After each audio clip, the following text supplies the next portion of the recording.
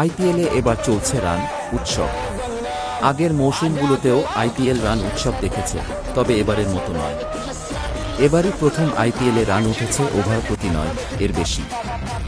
আইপিএলের ইতিহাসে সর্বোচ্চ 3টি দলীয় স্কোর এসেছে এবছর, সর্বোচ্চ 5টির মধ্যে অবশ্য 4টি এবছর এসেছে। কেন এমন রান উঠছে সেই প্রশ্নে বিশেষজ্ঞরা বলেছেন, আইপিএলের ইম্প্যাক্ট সাব বা ইম্প্যাক্ট বদলির নিয়ম ভালোভাবে কাজে লাগানোর ফলেই এমন রান পোষবা মৌসুম দেখা যাচ্ছে। এই নিয়ম নিয়ে বিতর্ক আছে। ভারতের 3 সংস্করণের অধিনায়ক রোহিত শর্মাই এই নিয়মের পক্ষে নন।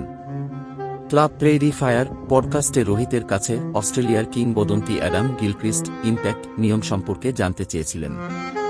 সেই প্রশ্নের উত্তরে রোহিত বলেছেন, ইম্প্যাক্ট সাব নিয়মের আমি ভক্ত নই।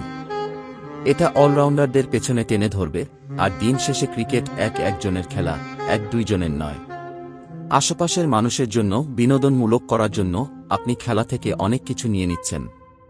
ইম্প্যাক্ট সাব নিয়মের কারণে রান উঠছে, দর্শকেরা বিনোদন পাচ্ছেন। তবে অলরাউন্ডারদের উপর এর প্রভাব কী হতে পারে তা নিয়ে আলোচনা এই নিয়ম শুরু থেকেই।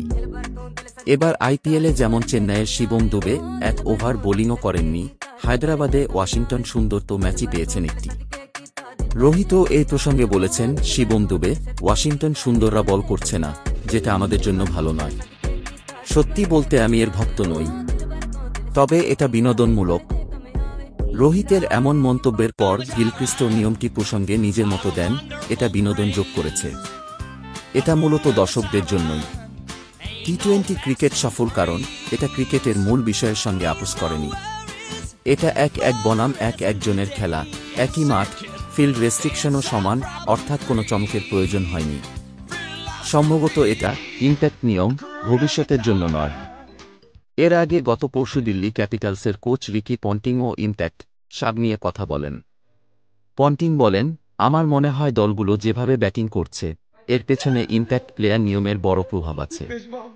গতকাল 5 এপ্রিল দেখেছেন কিভাবে ট্রাভিস হেড ব্যাটিং করেছে। পরের ব্যাটসম্যানদের উপর আত্মবিশ্বাস না থাকলে এভাবে ব্যাটিং করা যায় না।